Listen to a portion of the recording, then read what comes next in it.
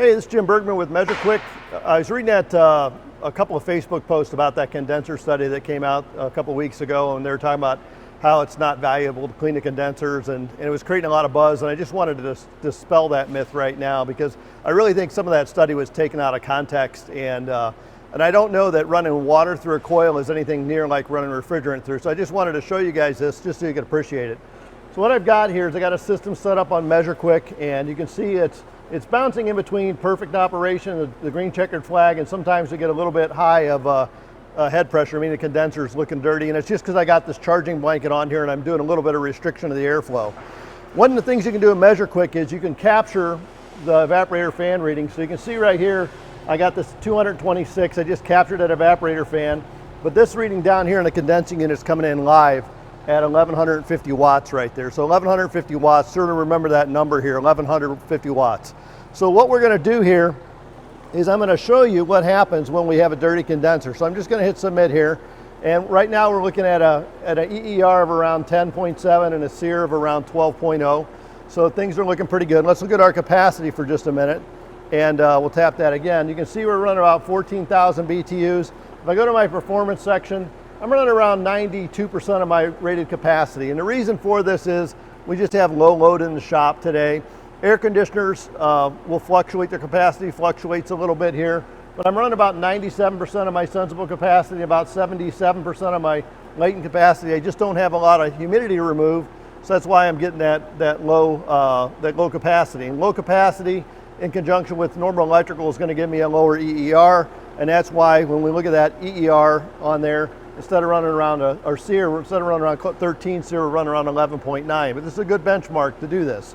So you can see that on there. Let's go ahead and I'm going to throttle this charging blanket down a little bit. And all this is going to do is just sort of slow the air coming out of the condenser and mimic a dirty condenser. So the first thing you'll notice right away on here is the head pressure starting to increase dramatically, right? We got this nice increase in head. We'll just take this up a little bit here. Nice increase in head. And our EER and SEER are both starting to drop off here. You can see this is going around 10.6, 9.5 now in the EER as this head pressure comes up. Now the reason for this is, as we increase the amount of head pressure, because the suction pressure is remaining really constant, as we increase the head, we're increasing the compression ratio. Compression ratio goes up, the system's going to draw more amps. Now remember that 1150 watts we were looking at a few minutes ago? That wattage is up now to 1412 watts. So we're seeing an increase now of about 300 watts here. We're approaching 300 watts of increase here, and it's simply because the compressor's doing more work.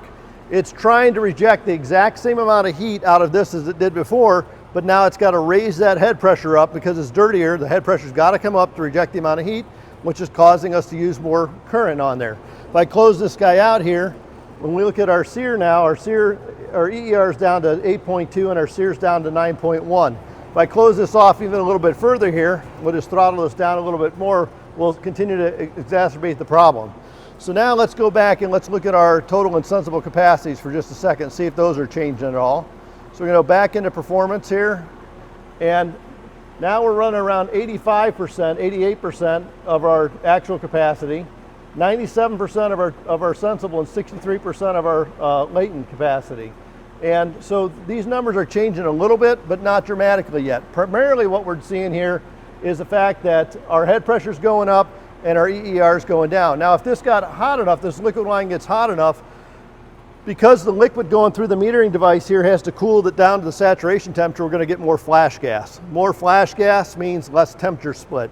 So eventually this will also affect the temperature split of the machine, but because of the low load here, we're really not seeing that dramatic of improvement. But you can see here, we've gone from an EER of around 12 down to an EER of about 7.